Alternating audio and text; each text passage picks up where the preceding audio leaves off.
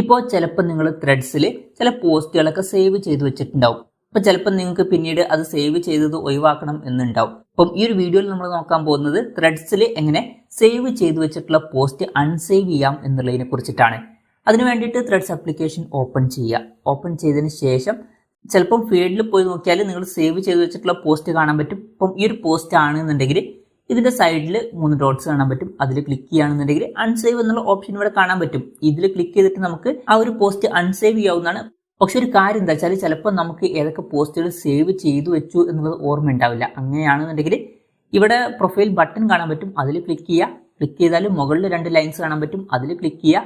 അതിൽ ക്ലിക്ക് ചെയ്താൽ സേവ്ഡ് എന്നുള്ള ഓപ്ഷൻ കാണാൻ പറ്റും. അതിൽ ക്ലിക്ക് ചെയ്യുക. അതിൽ ക്ലിക്ക് ചെയ്യുകയാണെന്നുണ്ടെങ്കിൽ നമ്മൾ സേവ് ചെയ്ത് വെച്ചിട്ടുള്ള പോസ്റ്റുകളൊക്കെ ഇവിടെ കാണാൻ പറ്റും. ഇപ്പോൾ ഇതിൽ നമുക്ക് ആവശ്യമില്ലാത്തത് അൺസേവ് ചെയ്യാവുന്നതാണ്. അതിന് വേണ്ടിയിട്ട് നേരത്തെ പറഞ്ഞ പോലെ തന്നെ ഈ 3 ഡോട്ട്സിൽ ക്ലിക്ക് ചെയ്യുക. ക്ലിക്ക് ചെയ്തിട്ട് അൺസേവ് എന്നുള്ളതിൽ ക്ലിക്ക് ചെയ്യുക. ക്ലിക്ക് ചെയ്യുകയാണെന്നുണ്ടെങ്കിൽ അത് അൺസേവ് ആവുന്നതായിരിക്കും. ഇത് നമ്മൾ റിഫ്രഷ് ചെയ്ത് നോക്കിയാൽ ഈ ഒരു പേജിൽ അത് കാണാൻ പറ്റില്ല. അപ്പം ഇങ്ങനെ നമുക്ക് വളരെ സിമ്പിളായിട്ട് ത്രെഡ്സിൽ സേവ് ചെയ്ത് വെച്ചിട്ടുള്ള പോസ്റ്റ് അൺസേവ് ചെയ്യാവുന്നതാണ്.